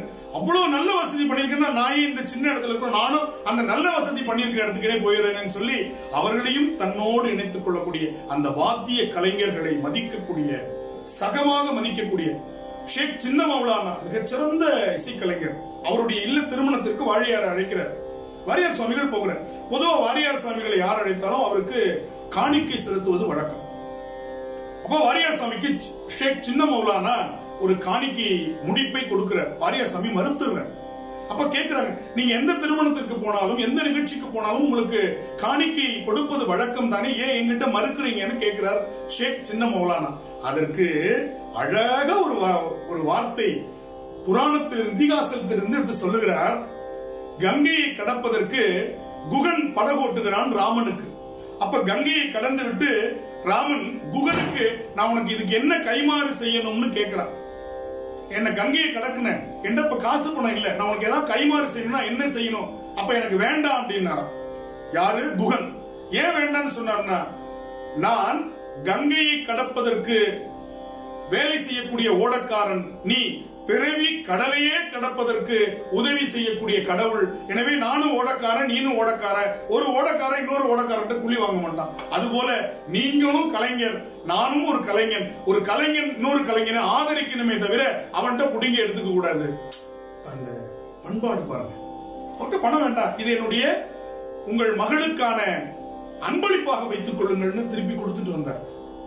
அதுபோல ஒரு அருமையான அதுபோல வாரியார் சுவாமிகள் ஒரு பெரிய சிறப்பு அந்தஸ்தில் உள்ளவர் ஒருத்தர் பார்க்கிறார், அரசு அதிகாரி. அவர் கூட திமுன்னு ஒரு 8 பேர் வந்துட்டாங்க, எல்லாம் டிப் டாப்பா வராங்க. அப்ப வாரியார் சாமி கேட்டாங்க, ஏன் இவங்கெல்லாம் யார் அப்படின்னு. சாமி இவங்கெல்லாம் எனக்கு பாடி கார்டு அப்படின்னா. உடனே சாமி சொன்னாரு, பாடிக்கு தான் அவங்க காடு, உயிருக்கு அவன் தான் காடு அப்படின்னு. இவங்கெல்லாம் உங்களுக்கு இந்த பாடிக்கு தான் காடு, ஆனா உயிருக்கு காடு அந்த காடு தான் அப்படின்னு. இது மாதிரி எளிமையா, பெண்ணும் சன்னும் செய்யாதத பென்ஷன் தான் செய்யும், பெண்ணும் சன்னும் செய்யாதத பென்ஷன் தான் செய்யும் அப்படின்னு. எவ்வளவு பாருங்க, அது அது அந்த மாதிரி நயமா சொல்றது வாரியார் சாமி கிட்ட தான் ரொம்ப அதிகம். அது போல ரொம்ப அழகா அந்த பாடல்களை உணர்த்தும் போது சொல்லுவார், உலகெல்லாம் இருந்து ஓதற்கரியவன், நிலவுலாவிய நீர்மலி வேணியன் அழகில் சோதிய நம்பலத்தாடுவான் மலர் சிலம்படி வாழ்த்தி வணங்குவான். பெரிய புராணத்தில் எத்தனை அடியார்? ஒரு பையன் இருந்துச்சு 63, இங்க வாங்க அப்படின்னு சொல்லிட்டு ஒரு பொன்மொழிகள் புத்தகத்தை கொடுப்பார். எத்தனை தொகையடியார்? சுவாமி 9, இங்க வா அப்படின்னு சொல்லிட்டு ஒரு திருக்குறள் புத்தகத்தை கொடுப்பார். இப்படி சின்ன சின்ன புத்தகங்கள் கொடுப்பார். இது இந்த முதல் பாட்டிலேயே இருக்கிறது அப்படின்னு. செய்யுள்ள மெய்யெழுத்துன்னு சொல்லக்கூடிய புள்ளி வச்ச எழுத்தை எண்ணி கணக்கிடுவது வழக்கம் இல்லை. அதுக்கு மாத்திரை அளவு அரை மாத்திரைங்கிறதுனால முழுசா இல்லாதனால அதை கணக்கில் எடுத்துக்க மாட்டாங்க.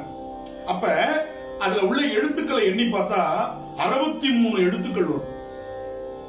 அந்த உலகெல்லாம் எண்ணி காட்டுவார் வாரியார்.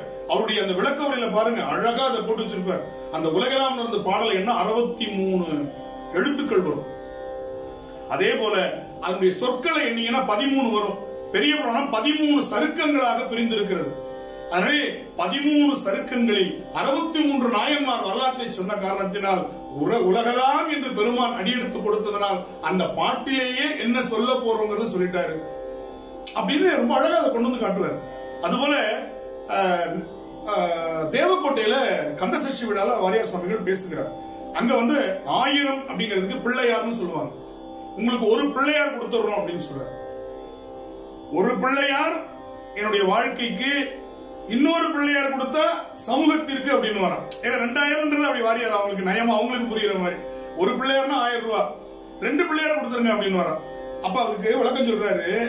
இப்ப நான் கைத்தல நிறைகனி அப்பமுடு அவல் பொறி அப்படிங்கிற பாட்டை தொடங்கி பேசுறேன். அதுலயே உங்களுக்கு நான் குறிப்பா உணர்த்திட்டேன் 200 என்பதை அப்படின்னு. என்ன அப்படின்னா அதுல வர எழுத்துக்கள் எண்ணிக்கை 200. அதனால 2 பிள்ளையார் 100 200 அப்படிங்கறத 2 பிள்ளையார்னு சொல்லி அந்த கைத்தல நிறைகனி என்ற பாட்டில் 200 எழுத்துக்கள் வருகின்றன என்று சொல்லக்கூடிய 1000 இல்ல 100 பிள்ளையார்னா 100, 2 பிள்ளையார்னா 200 வார்த்தைகள் கொண்ட கைத்தல நிறைகனியை அவர் எண்ணி காட்டுவார். அந்த இடத்துல அதுதான் வாரியார் நடிச்சு காட்டுவார். ஒரு ஆணும் பெண்ணும் பேசும் பொழுது அப்படி நடிச்சு காட்டுவார். ஒரு அரசனும் அரச குமாரியும் பேசுவது அப்படி நடிச்சு காட்டுவார். ஒரு முனிவரும் ஒரு சீடரும் பேசுவது அப்படியே பேசி காட்டுவார். இறைவனும் அடியாரும் பேசுவது அப்படியே நடிச்சு காட்டுவார். உட்கார்ந்த இடத்துல இருந்து அப்படியே அந்த பாவனைகளை நமக்கு புரிய வைப்பார். இதெல்லாம் நம்ம ஒலிச்சித்திரமா தான் கேட்கிறோம். அந்த மாதிரி வாரியார் சுவாமிகிட்ட அந்த நகைச்சுவை உணர்வுன்னு சொல்லுவோம் பாருங்க, அழகா அதை சொல்லிட்டே வருவார். ஏன் வள்ளின்னு பேர் வந்துச்சு? முருகப்பெருமான் வள்ளல், வள்ளல் மனைவி வள்ளி, பொன்னன் மனைவி பொன்னி, தோழன் தோழி, தலைவன் தலைவி. எனவே வள்ளலுடைய மனைவி வள்ளி. ஒரு எளிமையா டக்கு டக்குன்னு புரியுற மாதிரி. மன்மதனை சிவபெருமான் எரிச்சிட்டார். சாக்கிய நாயனார் புராணம் நடத்துறாரு வாரியார், சென்னையில சமாஜத்துல நடத்துறாரு. அப்ப சாக்கிய நாயனார் மறவாது கல்லறிந்த சாக்கியர் தினமும் சுவாமி மேல கருங்கலை தூக்கி போட்டு சுவாமி இதை பூவா எடுத்துக்கோன்னு சொன்னார். அவருக்கு முக்தி கொடுத்தார். ஆனா சிவபெருமான் தவத்தில் இருக்கும் பொழுது மன்மதன் மலர் அம்புகளால எய்தான், அவனை எரிச்சிட்டார். ஏன்னா மனச கல்லா வச்சுக்கிட்டு மலரை அவன் எய்தான், அதனால அவனை எரிச்சிட்டாரு. மனதை மலரா வச்சுக்கிட்டு கல்லெறிந்த சாக்கியருக்கு முக்தி கொடுத்தான்னு சொல்லிட்டு மன்மதனை எரிச்சிட்டாரா. அப்ப ரதி தேவி அழுவுறா. அத ரொம்ப கிண்டலா சொல்லுவார், ரொம்ப கிண்டலா சொல்லுவார்.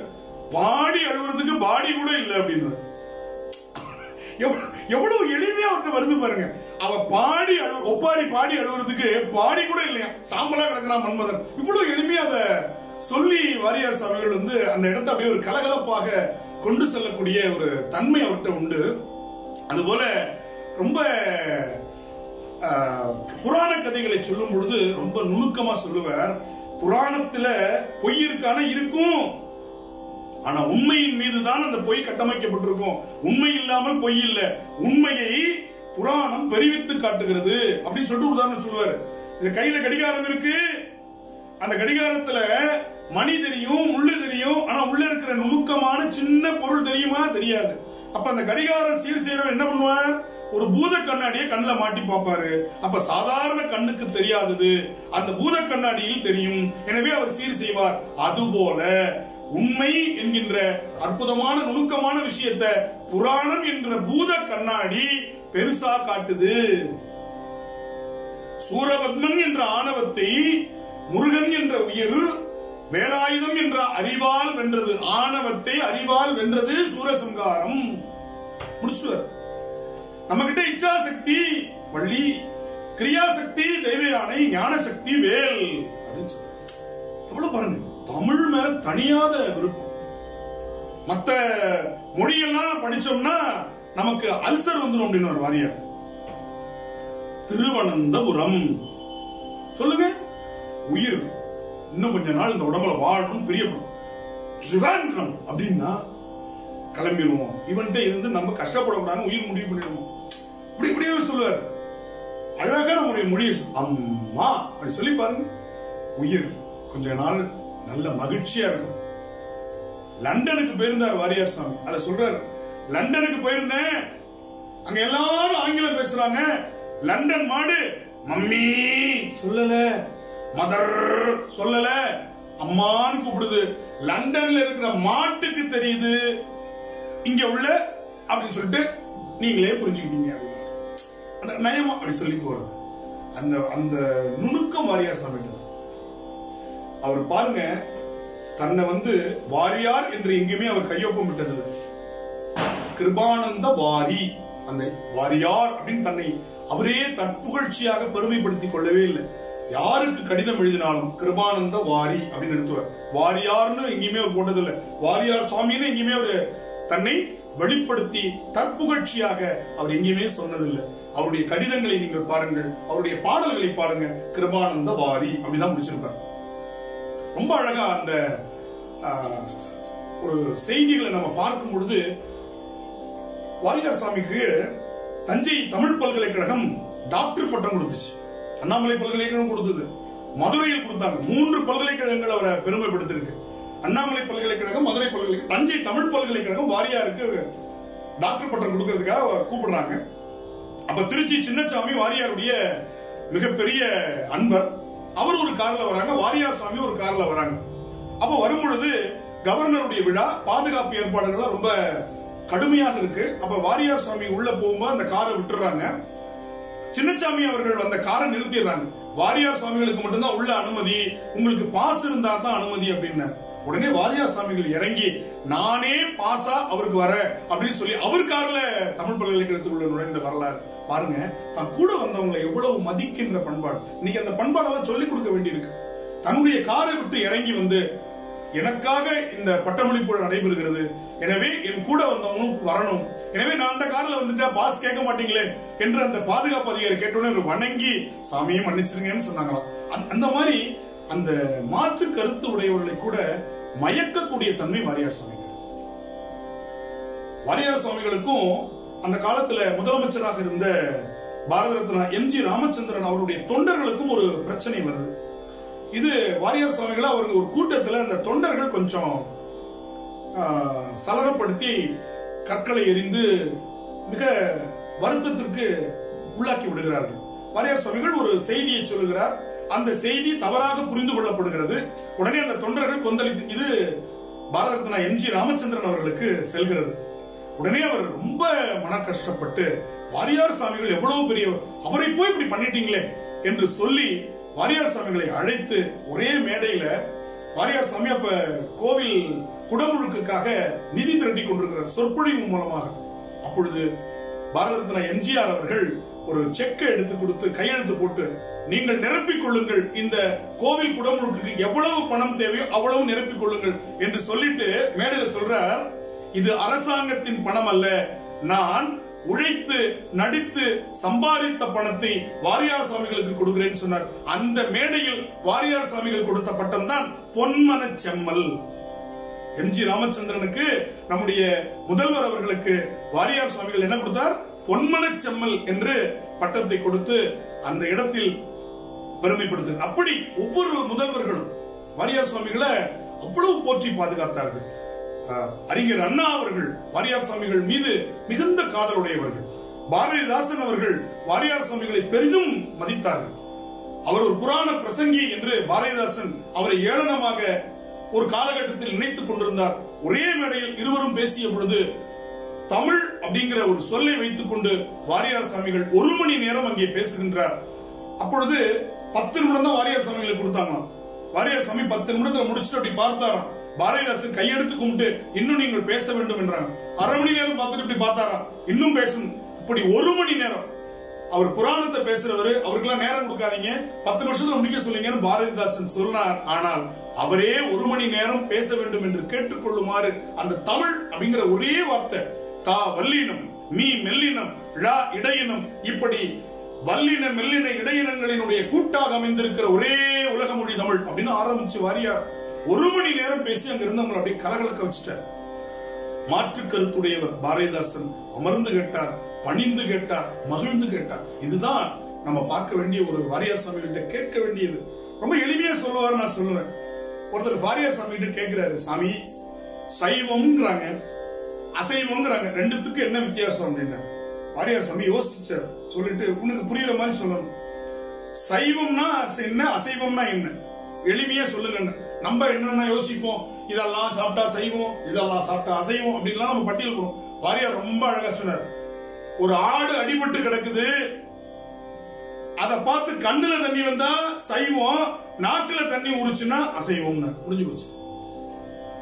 இந்த எளிமை பாருங்க.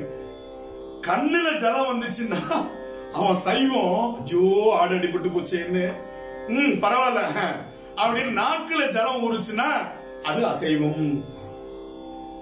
எவ்வளவு அந்த எளிமை தன்மை வாரியாருக்கு இருந்தது பாருங்க. அதே மாதிரி அழகா சொல்லிட்டு வருவார், தத்துவங்களை ரொம்ப அழகா அடுக்கி சொல்லிட்டு வருவார். ரெண்டுன்னு வாரியார் சாமி கிட்ட, சாமி ரெண்டு இருக்கிறதெல்லாம் சொல்லுங்க சாமி அப்படின்னு ஒருத்தர் கேட்டார். உடனே சொன்னார், வருவதும் போவதும் இன்பம் துன்பம், வருவதும் போவதும் 2, இன்பம் துன்பம் 2 வந்து வந்து போறது. வந்தால் போகாதது 2, புகழ் பழி. போனால் வராதது மானம் உயிர், 2 போனா வராது. வந்தால் போகாதது, போனால் வராதது. தானாக வருவது 2, இளமை மூப்பு. வேண்டாம்னு சொல்ல முடியாது. இளமை, நான் குழந்தையாவே இருந்துடுறேன் அப்படின்னு சொல்ல முடியாது. மூப்பு, வேண்டாம் வேண்டாம் எனக்கு வேண்டாம் அப்படின்னு சொல்ல முடியாது, வந்தே தீரும். அதனால தானாக வருவது இளமை மூப்பு. அடுத்து சொன்னார், நம்முடன் வருவது 2, பாவம் புண்ணியம். சொத்தை எடுத்துட்டு போக முடியாது. அடுத்து சொன்னார், அடக்க முடியாதது ஆசை துக்கம். அடக்க முடியாதது 2, ஆசை துக்கம். தவிர்க்க முடியாதது 2, பசி தாகம். அடுத்து சொன்னார், நம்மால் பிரிக்க முடியாதது பந்தம் பாசம் 2. அறிவை தருவது, அழகா சொல்லிட்டு வர்றார், நமக்கு எதெல்லாம் அறிவை தரும், கல்வியும் பெரியோருடைய நட்பும். அப்படியே சொல்லு, எல்லோருக்கும் சமமானது பிறப்பு இறப்பு, அதுவும் 2 தான், எல்லாருக்கும் சமம். ரொம்ப அழகா சொல்லுவாரு. அதுக்கு விளக்கம், மைசூர் மகாராஜருடைய மனைவி கருவை தாங்கி இருக்கிறாள். மைசூர் மகாராஜருடைய மனைவி சாதாரண கிடையாது. அந்த ராணி அடுத்த ராஜா இளவரசரை வயதுல கருவுல தாங்கி இருக்கிறார். இருட்டு அறை. மைசூர் மகாராஜாவுடைய வாரிசு அல்லவா அப்படின்னு ஒரு 0 வாட்ஸ் பல்ப வாய்க்குள்ள நுழைச்சு போட முடியாது. ஒரு குடியானவனுடைய மனைவிக்கு என்ன இருக்கோ அதுதான் அந்த குழந்தைக்கும். பாதாம் பிஸ்தா எல்லாம் சாப்பிடலாம், குழந்தைக்கு ஊட்ட முடியுமா? வயிற்றுல இருக்கிற குழந்தைக்கு முடியாது. அது போல எல்லாருக்கும் பிறப்பு, அடுத்து இறப்பு சொல்லுவார். எத்தனை காலம் அவரை வச்சிருக்க முடியும்? வாழும் மண்ணில் ஒரு உயிரை வீழ்த்துவது எல்லோருக்கும் எளிது, ஆனால் வீழும் உடலை எழுப்புவது ஒரு வேந்தன் நினைக்கணும் ஆகாதையா. ராஜா சொன்னார்னா இன்னும் கொஞ்ச நாள் வாழ முடியுமா? கலவைக புலவரை கொண்டு வருவார், கம்பராமாயணத்தை வரும், சேக்கிழார் கொண்டு வருவார். திடீர்னு சமஸ்கிருதத்தில் ஒரு பாட்டை சொல்லுவார், கந்தபுராணம் சொல்லிக் கொண்டிருக்கும்போது சொல்லுவார். வேதங்கள் முருகப்பெருமான சொல்றது சுப்பிரமணியம்னு சொல்லலாம். ஒரு பிரமாணத்தை 3 முறைக்கு மேல சொல்லக்கூடாதுங்கிறது வேத நியதி. ஆனா முருகப்பெருமான இன்னும் சொல்லணும்னு வேதங்களுக்கு ஆசை. அதனால என்ன பண்ணுதா, மாத்திரை அளவை கூட்டி கடைசியில சொல்லுதான். முதல்ல சொல்லும்போது சுப்பிரமணியோம் சுப்பிரமணியோம், 3வது சொல்லும்போது சுப்பிரமணியோம். அந்த 4வது சொல்றதுக்கு பதிலா அந்த ஓங்காரத்தை மாத்திரை அளவு நீட்டி, ஏன்னா இசைக்கு மாத்திரை அளவுல டக்குன்னு தொல்காப்பியத்துக்கு போவார். அளவிறந்து உயிர்த்தலும் ஒற்றிசை நீடலும் உளவென மொழிப நரம்போடு சிவனிய இசையின் மறையன்னர். அப்ப இசையுடைய இதுக்கு 2 மாத்திரை 3 மாத்திரை அளவு கிடையாது, அதை சொல்லிக்கிட்டே போகலாம், எவ்வளவு நாள் நீட்டி சொல்லலாம். அது போல வேதம் என்ன பண்ணுது, அங்க சொல்லுது அப்படின்னு. அழகா நம்ம மொழியில பூவை போடலாம், தப்பு இல்ல. வெற்றாகி விண்ணாகி நின்றாய் போற்றி, மீளாமே ஆளனை கொண்டாய் போற்றி, ஊற்றாகி உள்ளே ஒளித்தாய் போற்றி, ஓவாத சத்தத்து ஒலியே போற்றி, ஆற்றாகி அங்கே அமர்ந்தாய் போற்றி, ஆரங்கம் நாள் வேதவானாய் போற்றி, காற்றாகி எங்கும் கலந்தாய் போற்றி, கைலை மலையானே போற்றி போற்றி. அப்படி சொல்லி மலர் போடலாம். சிலர் கோவில்ல போனா என்ன சொல்றாங்க, உடனே டக்குன்னு வடமொழிக்கு போவார். வடமொழி கற்று தெரிந்தவர். யோபாம் புஷ்பம் வேத புஷ்பவான் பிரஜாவான் பசுமான் பவதி, சந்திரமாவா அபாம் புஷ்பம் புஷ்பவான் பிரஜாவான் பசுமான் பவதி, ஏவம் வேத யோபாம் ஆயதனம் வேத ஆயதனவான் பவதி. அப்படின்னு சொல்லலாம். ஏன்னா பெருமானுக்கு எந்த மொழியில சொல்றோன்னு இல்ல, எப்படி சொல்றோன்னு தான் போய் சேருது. அப்ப அந்த வடமொழியையும் கற்று தென்மொழியாகிய தமிழையும் நன்றாக அறிந்து, ஆனால் தமிழ் மேல தனியாத காதல். தொண்டர்நாதனை தூதுடை விடுத்ததும், முதலை உண்ட வாளனை அழைத்ததும், எலும்பு பெண்ணுருவா கண்டதும், கண்ணி தண்டமிழ் சொல்லோ வடபுல சொற்களோ சாற்றி திருவிளையாடல் புராணத்திலிருந்து எடுத்து சொல்லுவார். தமிழ் தானே இவ்வளவு செய்தது, தமிழுக்குத்தானே பெருமான் முடியாந்தான், தமிழுக்குத்தானே திருவாரூர் வீதியில தூது போனான் பறவை நாச்சியார் இல்லத்திற்கு. வேற என்ன அர்ச்சனை பாட்டே ஆகும். ஆதலால் மண்மேல் நம்மை சொல் தமிழ் பாடுகின்றார், தூமரை பாடும் வாயார். அப்படி பாடலோடு திருப்புகழை பேசும் பொழுது, அருணகிரிநாதருடைய அந்த புகழை பாடும் பொழுது அப்படியே வாரியார் சுவாமிகள் அப்படியே அருணகிரிநாதராகவே பார்க்கலாம். ஞானசம்பந்தரை பேசும்போது ஞானசம்பந்தராக பார்க்கலாம். ஒவ்வொரு அருளாரையும் கண்ணப்ப நாயனார் பேசும் பொழுது அப்படியே கண்ணப்ப நாயனார் நம்ம கண்ணு மூடி கொண்டு நிற்பார். கண்ணப்ப நாயனார் அர்ஜுனனாக இருந்து கிராத வடிவமாக பெருமானை எதிர்த்து கண்ணப்ப நாயனாராக பிறந்து 6 நாள்ல முக்தி பெற்ற அந்த வரலாற்றை சொல்லிட்டு வருவார் கண்ணப்ப நாயனார். அதே போல நலாயினி கதை, அதே போல முற்பிறவி கதைகள், வாரியார் சுவாமிகள் பேசின அந்த சொற்பொழிவுகளுடைய ஒலி நாடாக்கள் 1000 நிறைய நமக்கு கிடைக்காம போயிடுச்சு. இன்னைக்கும் நமக்கு நூற்றுக்கணக்கான ஒலி நாடாக்கள் கிடைத்துக் கொண்டிருக்கின்றன. இணையத்தில் கூட நாம் தேடி பார்க்கிறோம். இதெல்லாம் இன்னைக்கு குழந்தைகளுக்கு, இன்று இருக்கக்கூடிய குழந்தைகளுக்கும் அந்த ஒலி நாடாக்கள் மகிழ்ச்சி ஊட்டுகின்றன, அறிவு ஊட்டுகின்றன. குழந்தைகளுக்கு பேசியிருக்கார் வாரியார் சுவாமிகள். முருகனை மற்றும் புராண பிரசங்கியாக மட்டும் அவர் இல்ல, ஒரு மிகப்பெரிய ஆளுமை. வாரியார் சுவாமிகள் என்பவர் மிகப்பெரிய ஆளுமை. சமானம் இல்லாத, அது அவர் வார்த்தை, அடிக்கடி வரக்கூடிய வார்த்தை, சமானம் இல்லாத தவசீலர் அப்படின்னு. சமானம் இல்லாத அருளாளர் யாருன்னா நம்முடைய வாரியார் சுவாமி. அவருக்கு ஒப்பாரும் இல்லை, மிக்காரும் இல்லை. ஏன்னா ஒவ்வொன்றையும் சொல்லும் பொழுது நாளென் செய்யும் விளையன் செய்யும், நம்மை நாடி வந்த கோள் தான் என் செய்யும். இதுல சொல்லிட்டே வந்து சொல்லுவாரு, இதுல நாள் கோள் இதெல்லாம் வினையெல்லாம் சொல்றாரு. நட்சத்திரத்தை ஏன் சொல்லல அப்படின்னா, அதுல உள்ள எழுத்த எண்ணிப்பாரு 27 எழுத்து வரும், அது நட்சத்திரங்கள் அப்படின்னு. அப்ப ஒவ்வொருத்தையும் நுணுக்கமா பார்க்கக்கூடிய நுண்மான் நுழைபுலம் அப்படின்னு சொல்லுவோம். அது வாரியார் சுவாமிகள் தான் இருக்கும். நுணுக்கமா ஒவ்வொருத்தையும் பார்க்கிற ஒரு தன்மை. பெண்ணின் பெருமையை சொல்லும் பொழுது பெண்களை வந்து வேலைக்கு போற பெண்களை உயர்த்தியும் சொல்லுவார். பெண்களை எங்கேயும் விட்டு கொடுக்க மாட்டார். அதே சமயத்துல அவர்களுக்கு அறிவுரையும் சொல்லிடுவார். இப்ப வேலைக்கு, நாங்களாம் வேலைக்கு போல சாமி, வீட்டுலதான் சாமி இருக்கிறோம், வேலைக்கு போனாதானே சாமி மரியாதை அப்படின்னு ஒரு பெண் வந்து ரொம்ப வருத்தமா சொன்னாங்க. எங்க வீட்டுல எல்லாரும் வேலைக்கு போறாங்க சாமி, நான் வீட்டுல வேலைக்கு போகாம இருக்கிறேன், மதிக்க மாட்டேங்கிறாங்க அப்படிங்கிறதுக்கு கூட்டத்துல சொல்றாரு பாருங்க. ஒரு தகர குவளை இருக்கு, அதை வெளியில போட்டு வச்சிருக்கோம். ஒரு எவர் சில்வர் குவளை இருக்கு, அத சமயக்கட்டுல வச்சிருக்கோம். ஒரு செப்பு குவளை இருக்கிறது, அத சாப்பாட்டு ரூம்ல வச்சிருக்கோம். ஒரு பித்தளை குவளை இருக்கிறது, அத பத்திரமா பரன்ல வச்சிருப்போம். ஒரு வெள்ளி குவளை இருக்கிறது, அத பீரோல வச்சிருப்போம். ஒரு தங்க குவளை இருக்குது, அத லாக்கர்ல வச்சிருப்போம். லாக்கருக்குள்ள அடைபட்டு இருக்கிறதுங்கிறதுக்காக தங்கம் தாழ்வானது என்றோ, வெளியில இருக்கிறது வெளியே சென்று வருகிறது என்பதற்காக தகரம் உயர்வானது அப்படின்னு எடுத்துக்க வேண்டாம். அவரவர் வினை வழி அவரவர் அனுபவம். எனவே நீ உன்னை தாழ்த்தி கொள்ளாதே அப்படின்னு சொல்லி அவங்களுக்கு அறிவுரை சொல்லுவார். அப்ப ஒவ்வொருத்தருக்கும் அவங்களுக்கு பிடிச்ச மாதிரி பேசுறது வாரியார் சுவாமிகளுடைய ஒரு தனியாத ஒரு கலை. அதனாலதான் தெய்வங்கள் இருக்கக்கூடிய கோபுரத்தில் வாரியார் சுவாமிகளுக்கு சிலை இருக்கிறது. வயலூர் கோபுரத்துல போய் பாருங்க. வாரியார் சுவாமி சொல்லுவார், என்னை அந்த முருகன் வந்து அழைத்து செல்வான்னு சொல்லுவார். அடிக்கடி சொல்லுவார், நான் இந்த மண்ணில் விழமாட்டேன், என்னை அந்த முருகன் தான் அழைத்து செல்ல வேண்டும் அப்படின்னு சொல்லுவார். ரொம்ப எளிமையா சொல்லிக்கிட்டே வரும்போது சொல்லுவார். மனிதன் திருக்குறளை பத்தி பேசும்போது சொல்லுவார், திருக்குறள் விட்டுட்டு வாரியார் எங்கேயும் போக மாட்டார்.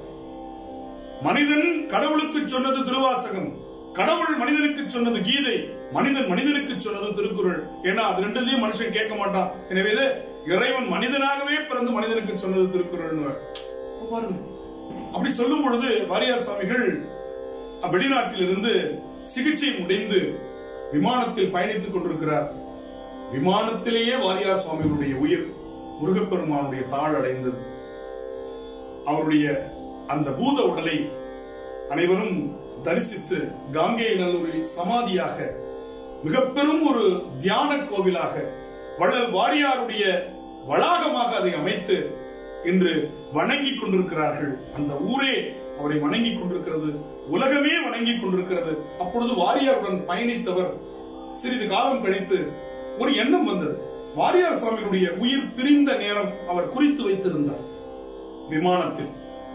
அப்பொழுது அவருக்கு ஒரு எண்ணம், இது இந்த நேரத்தில் அந்த விமானம் எங்கு பறந்தது என்பதை கண்டுபிடிக்க முடியும் இன்று இருக்கக்கூடிய அறிவியல் யுகத்தில். உடனே அந்த விமான நிலையத்திற்கு சென்று அந்த விமான அதிகாரிடம் பேசி, இந்த நேரத்தில் வாரியார் சுவாமிகள் வந்த விமானம் எங்கு பறந்தது என்று கேட்டார். அவர்கள் அந்த விமானத்தினுடைய ஓடு தளம் மேலே இருக்கக்கூடிய அந்த லேயர் சொல்லுவாங்க, அதை ஆராய்ச்சி செய்து பார்த்த பொழுது திருத்தணியின் மீது பறந்து கொண்டிருந்தது என்று அவர்கள் சொன்னார்கள். கேட்டவர் மயங்கி விழுந்து விட்டார். வாரியார் சுவாமிகளை அவர் குறிப்பிட்டது போலவே முருகன், திருத்தணி முருகன் விண்ணிலேயே இருந்து அவரை எப்படி கண்டது காண துடிப்பது, மண்ணில் வாழும் நாம் மட்டுமா, அனலில் பிறந்து புனலில் தவழ்ந்து புவனம் காக்கும் சிவனின் புதல்வன் முருகன் கருணை பெருகும் கண்கள் கண்டன எடுத்து கொண்டன விண்ணில் என்று சொல்லி திருமுருக கிருபானந்த வாரியார் சுவாமிகள் குறித்து விளம்பியது கடகளவு, விட்டது கடலளவு. விடைபெறுகிறேன். வணக்கம், நன்றி.